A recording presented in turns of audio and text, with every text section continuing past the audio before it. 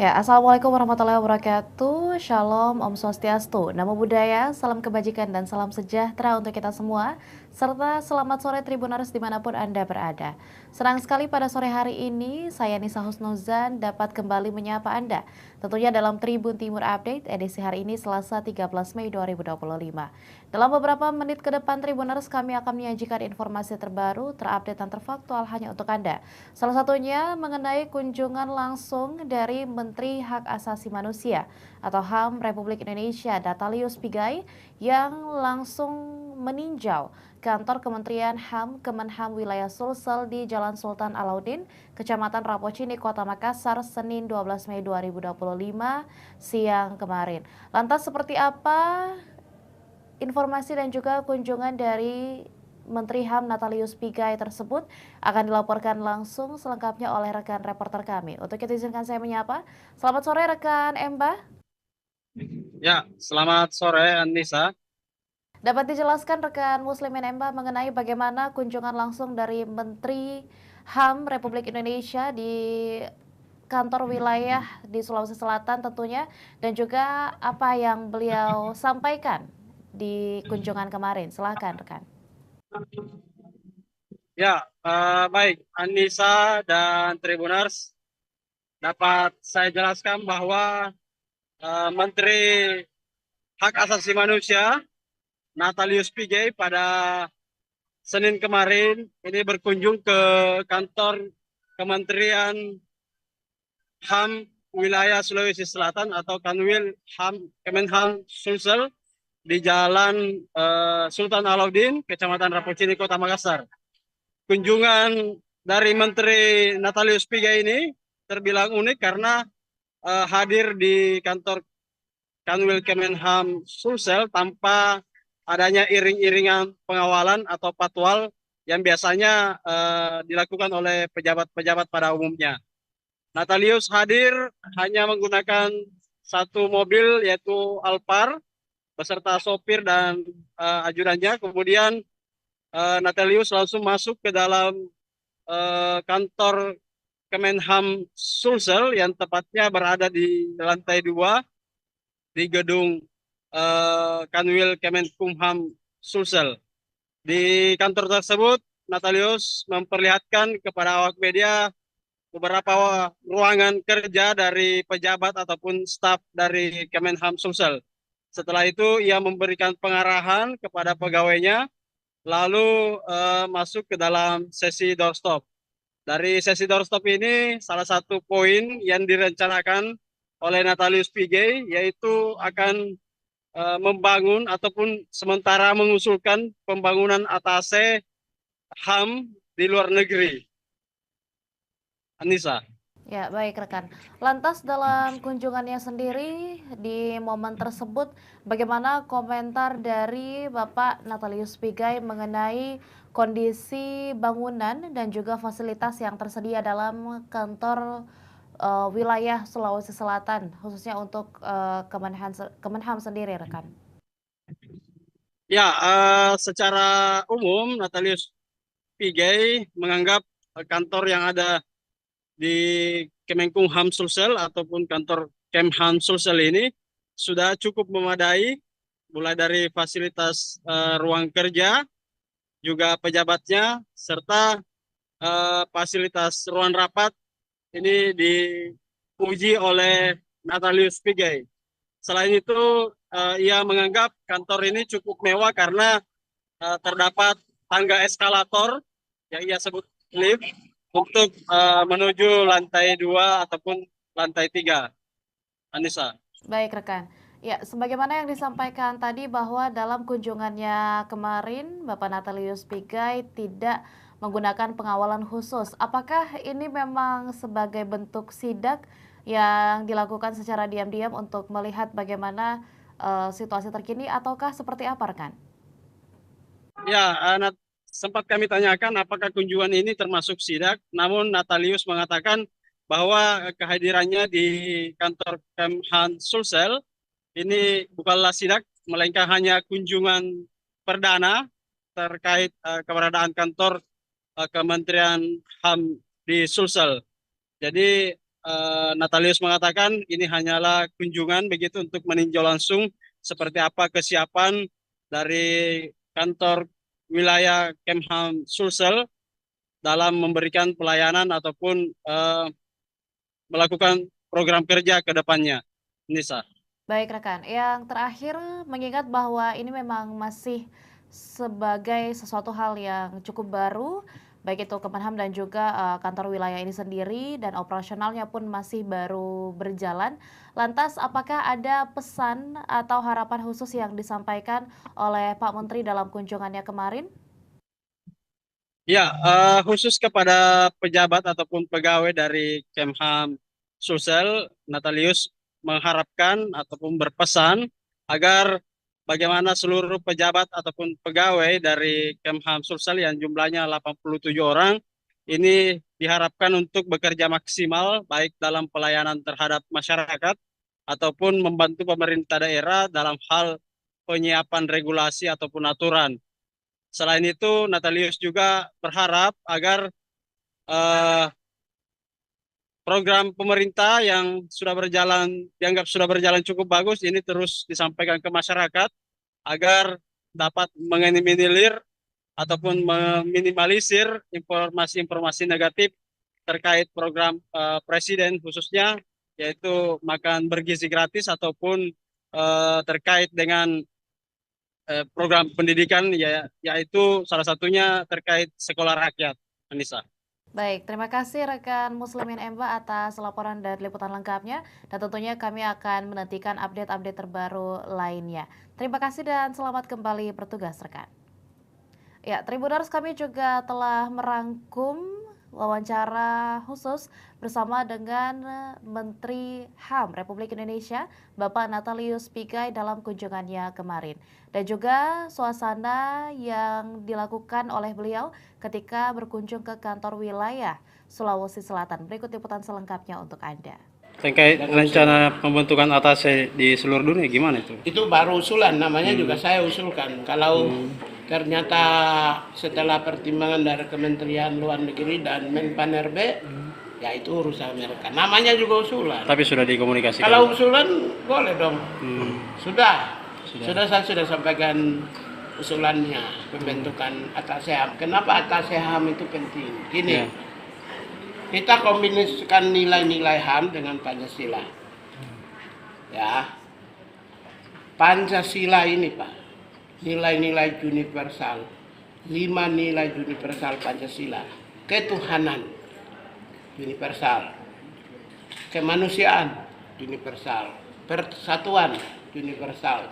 Kerakyatan demokrasi universal. Keadilan sosial universal. Ini kekayaan bangsa yang tidak pernah kita kampanyekan ke seluruh dunia, dan orang tidak tahu bahwa kekayaan bangsa ini lahir dari bumi Indonesia.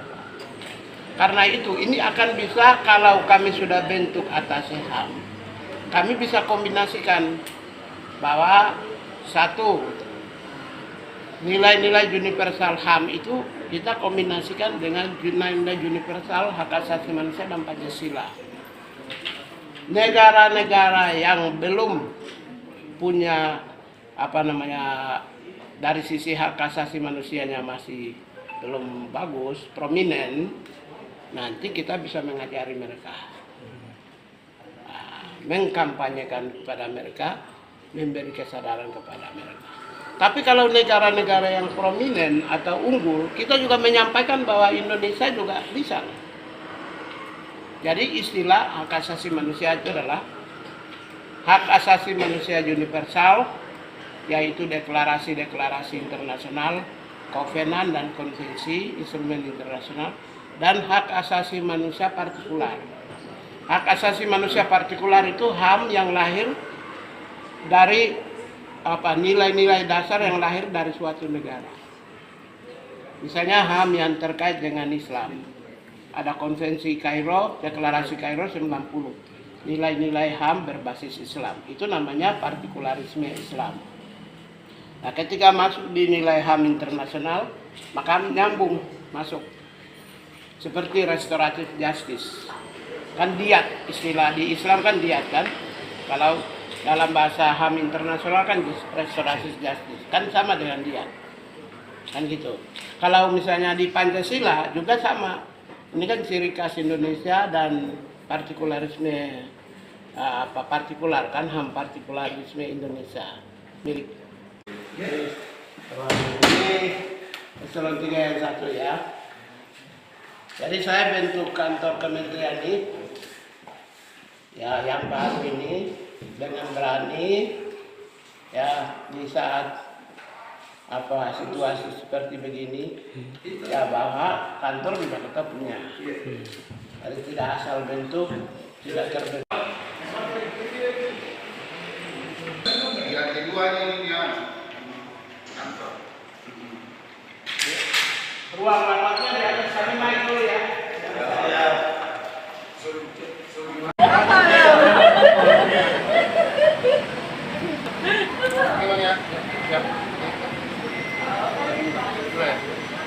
Capek banyak bicara tadi.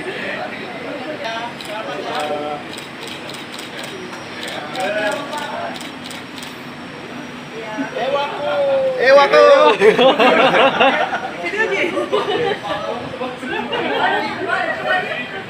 Hari ini bagus ya. 99,99% adalah pegawai ex Direktorat Jenderal Hak Asasi Manusia.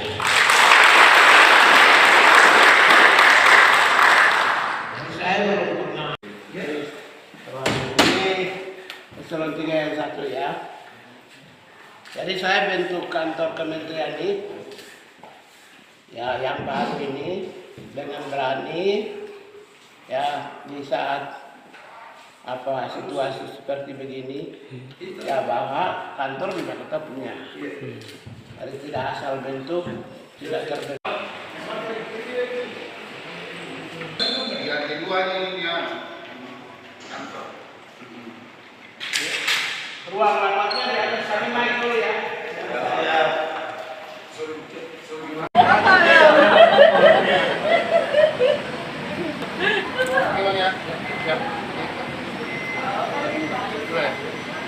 Capek banyak bicara tadi.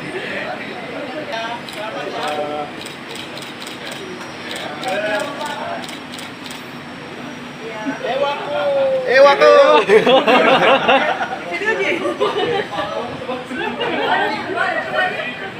Hari ini bagus ya. 99,99% adalah pegawai ex Direktorat Jenderal Hak Asasi Manusia.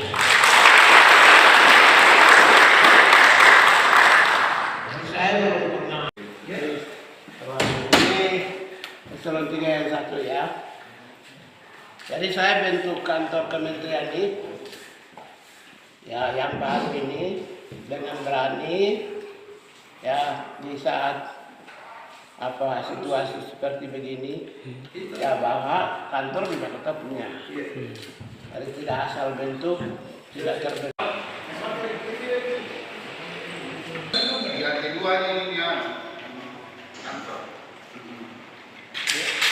Ruang rawatnya di atas kami main dulu ya.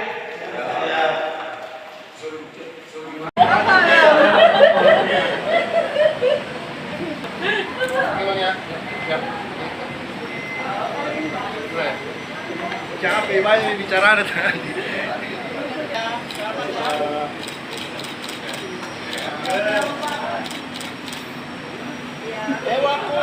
Ewaku.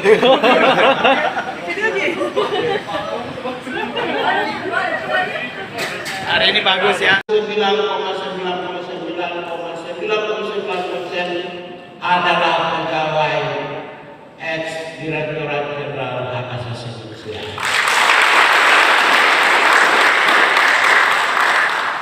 Saya belum pernah. Ini eselon 3 yang 1 ya. Jadi saya bentuk kantor kementerian ini ya yang baru ini dengan berani ya di saat situasi seperti begini ya bahwa kantor juga tetap punya. Jadi tidak asal bentuk, tidak terbentuk.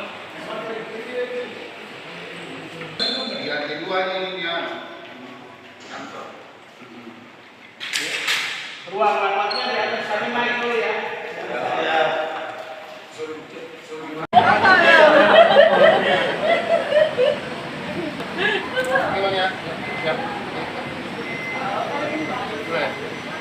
Capek banyak bicara tadi.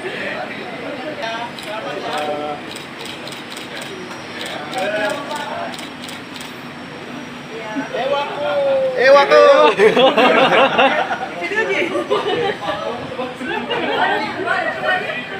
Hari ini bagus ya. 9,99% adalah pegawai ex-Direktorat Jenderal Hak Asasi Manusia.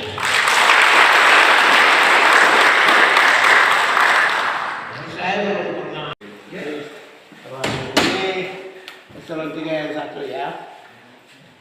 Jadi saya bentuk kantor kementerian ini ya yang baru ini dengan berani ya di saat situasi seperti begini ya bahwa kantor juga tetap punya. Jadi tidak asal bentuk, tidak terbentuk.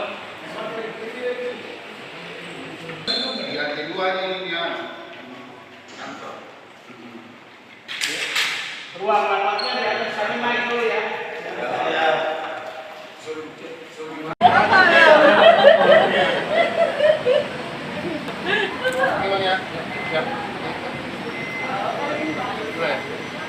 Capek banyak bicara tadi.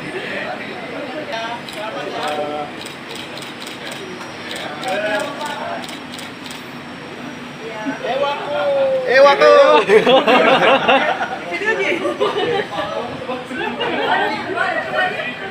Hari ini bagus ya. 9,99% adalah pegawai ex-Direktorat Jenderal Hak Asasi Manusia.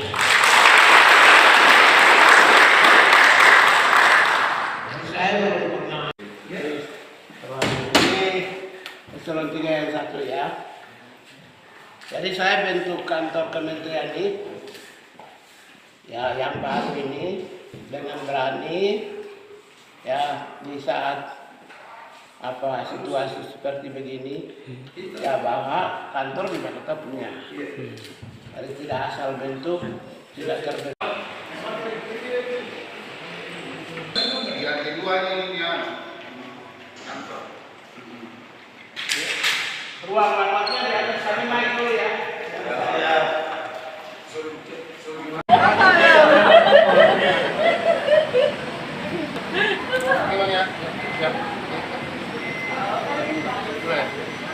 Capek banyak bicara tadi.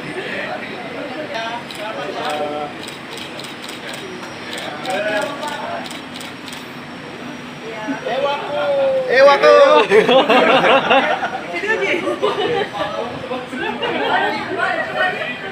Hari ini bagus ya. 9,99% adalah pegawai ex-Direktorat Jenderal Hak Asasi Manusia.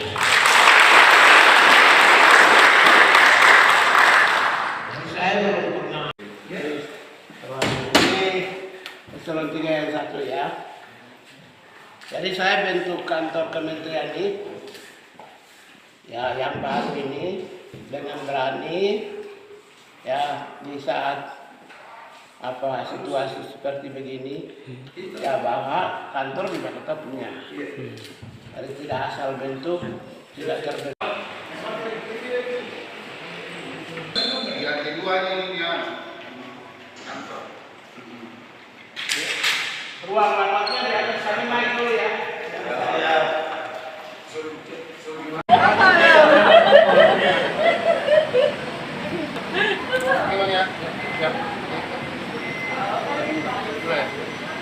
Capek banyak bicara tadi.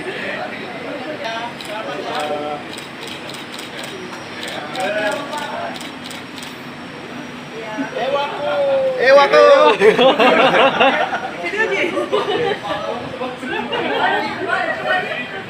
Hari ini bagus ya. 9,99% adalah pegawai ex-Direktorat Jenderal Hak Asasi Manusia.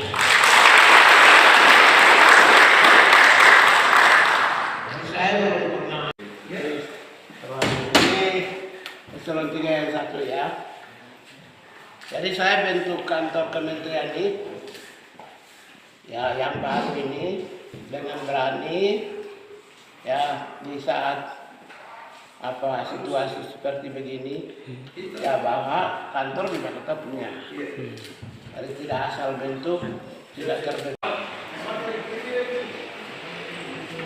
Yang kedua ini ya kantor.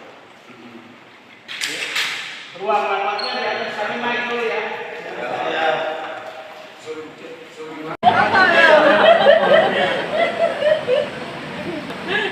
Memang ya. Siap. Capek banyak bicara tadi.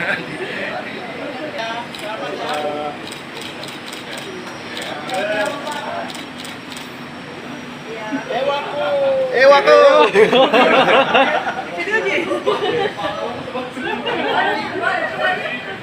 Hari ini bagus ya. 99,99,99% adalah pegawai ex Direktorat Jenderal Hak Asasi Manusia. Jadi saya belum pernah. Ini eselon 3 yang 1 ya.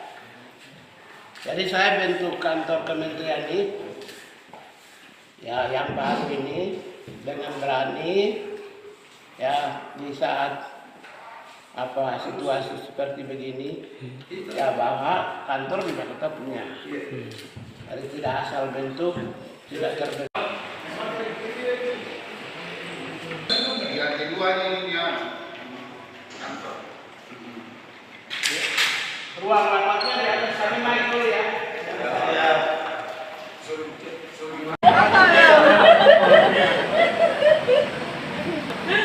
Memang ya.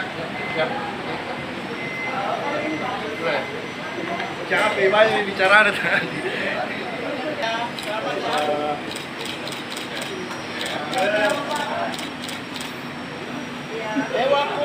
Ewaku.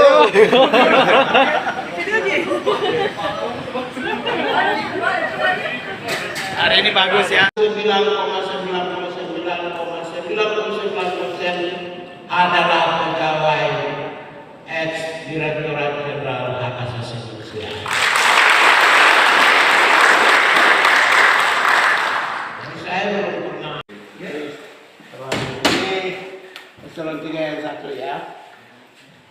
Jadi saya bentuk kantor kementerian ini, ya yang baru ini dengan berani, ya di saat situasi seperti begini, ya bahwa kantor juga tetap punya. Jadi tidak asal bentuk, tidak terbentuk. Yang kedua ini ya kantor. Ruang rapatnya di atas kami main dulu ya.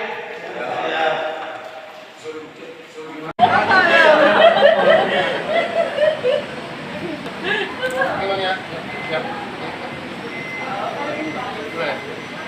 Capek banyak bicara tadi.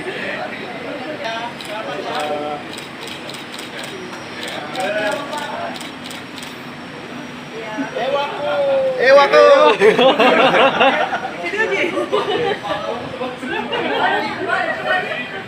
Hari ini bagus ya. 99,99,99% adalah pegawai ex Direktorat Jenderal Hak Asasi Manusia. Jadi saya belum pernah. Ini eselon 3 yang 1 ya. Jadi saya bentuk kantor kementerian ini, ya yang baru ini dengan berani, ya di saat situasi seperti begini, ya bahwa kantor juga tetap punya. Jadi tidak asal bentuk, tidak terbentuk. Yang kedua ini ya kantor. Ruang rapatnya di atas kami main dulu ya.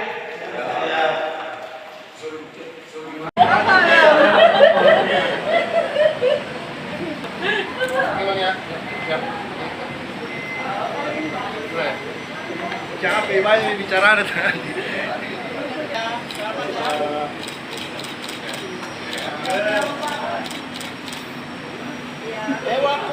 Ewaku. Demikian informasi yang kami sajikan dalam Tribun Timur Update kali ini. Jangan lupa saksikan berita lainnya hanya di kanal YouTube dan juga Facebook Tribun Timur, mata lokal menjangkau Indonesia. Saya Nisa Husnuzan dan seluruh rekan kru yang bertugas pamit undur diri dan sampai jumpa. Download Tribun X sekarang. Menghadirkan lokal menjadi Indonesia.